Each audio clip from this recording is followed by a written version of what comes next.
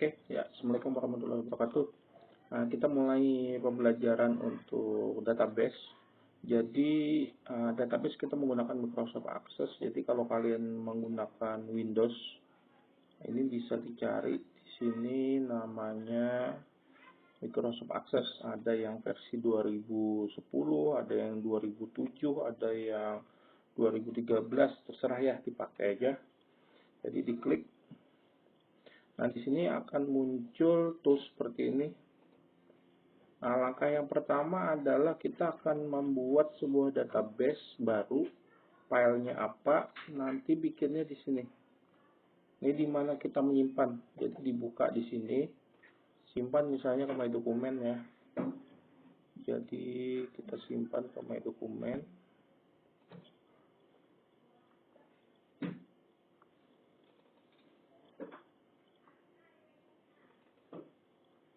Nah, ini nama database-nya. Kita coba buat database akademik. Kita buat database akademik. Nah, itu di OK.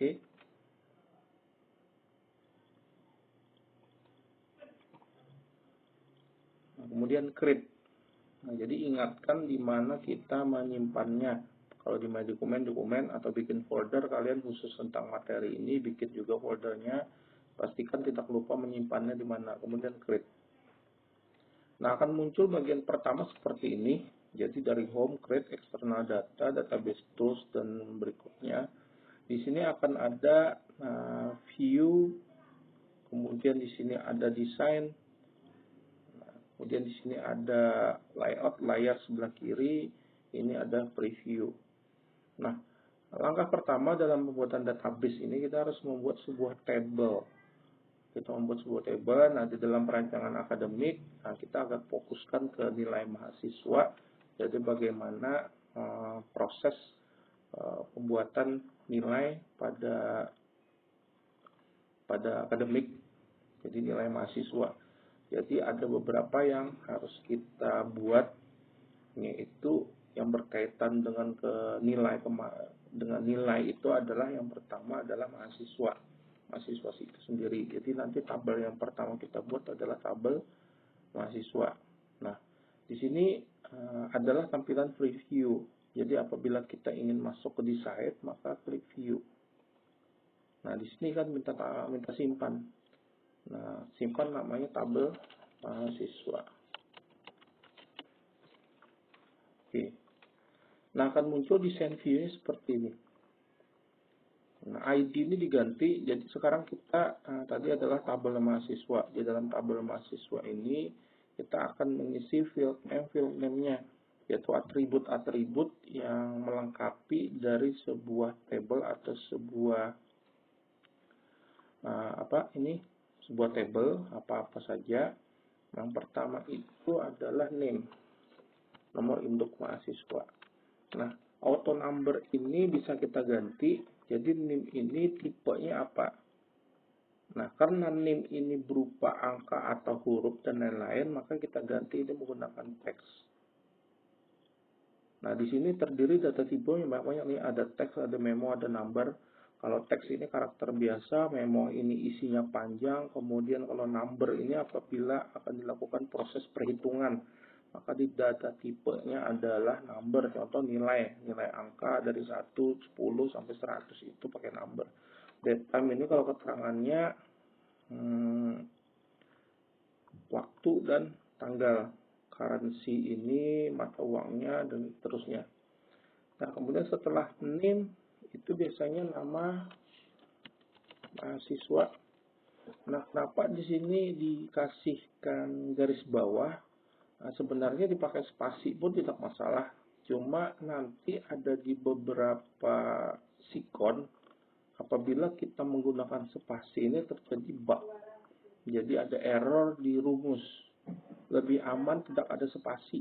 Jadi biasakan aja. Dibiasakan untuk pengisian field. Untuk membuat desain fieldnya menggunakan garis bawah, jangan menggunakan spasi. Nah, ini nama mahasiswa juga teks. Nah, setelah nama mahasiswa biasanya adalah tempat lahir,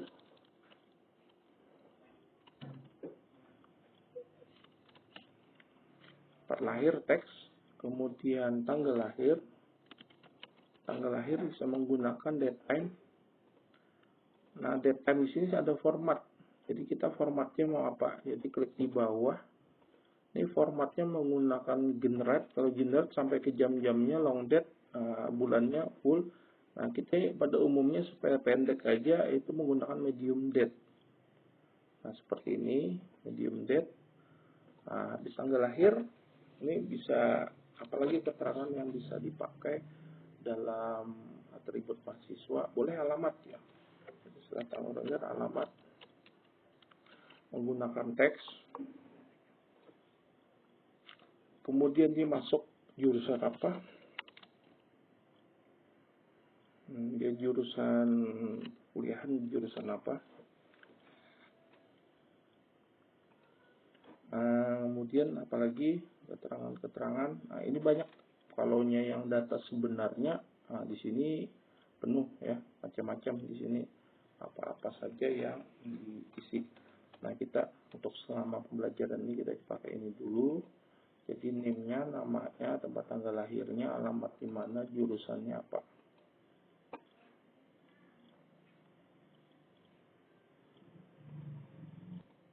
Ya, ini satu tertinggal nih, nama jenis kelamin.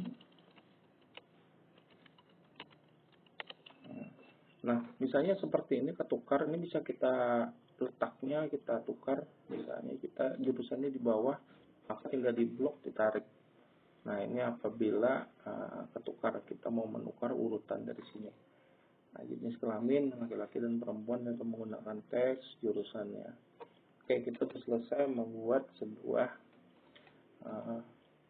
tabel namanya mahasiswa. Perhatikan di sini adalah gambar kunci. Gambar kunci ini menggunakan primary key. Jadi primary key ini bisa dilepas, bisa dipasang. Nah, jadi kalau dilepas seperti ini, dipasang seperti ini. Tapi kalau misalnya pertanyaannya, kenapa ini dikunci, kenapa enggak, ini perlu panjang lagi ceritanya. Kita harus berbicara tentang analisa perancangan sistem, bagaimana menormalisasi sebuah tabel, sebuah enterprise menjadi apa saja isinya. Jadi kalian coba ikuti aja, nanti ada perintah-perintah dalam mengerjakan mana yang dikasih kunci, mana yang tidak. Nah, yang mahasiswa ini, tabel mahasiswa, NIM-nya ini dikasih kunci. Alasan yang pertama adalah supaya isian NIM dikasih kunci ini, maka tidak ada redundansi data. Jadi tidak mungkin terisi data yang sama. Makanya NIM itu tidak akan sama dari angkatan pertama sampai angkatan terakhir. Nah, itu yang kuncinya. Jadi menjaga bahwa data ini adalah utama, kunci utama yang merupakan sebuah data yang tidak boleh rangkap, yang terjadi redundansi. Contoh NIP, nomor induk pegawai, kemudian nomor KTP, itu tidak ada yang sama seluruh Indonesia. Nah, itu kata yang unik ya, makanya dikasih primary key. Ini tabel utama, jadi dia memiliki NIM yang unik, kasih primary key. Oke, kita simpan, kemudian ditutup. Close-nya jangan yang di atas ya, close-nya yang di sini. Kalau yang di atas maka tutup semua. Oke, sudah bikin satu tabel yang namanya tabel mahasiswa. Kita akan buat sebuah tabel lagi namanya tabel mata kuliah. Jadi di create di sini ini ada tabel desain. Klik tabel desain. Nah, kalau kita menggunakan dari create tabel desain, maka kuncinya tidak ada. Belum dibikin. Beda dengan seperti membuat yang awal tadi sudah disediakan. Tapi karena kita menggunakan create tabel desain, maka hasilnya adalah belum tersimpan dan tidak ada isinya key-nya. Nah, untuk tabel mata kuliah ini kita simpan dulu, kita simpan namanya tabel mata kuliah.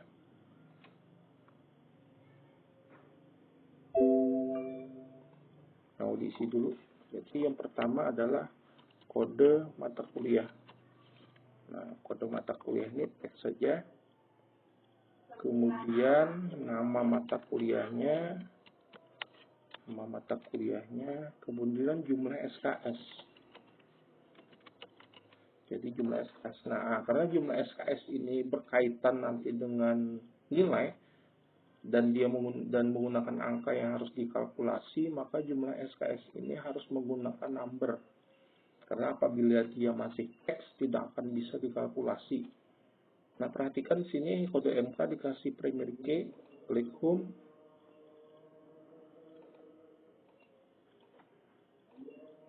Desain, kemudian ada primary key.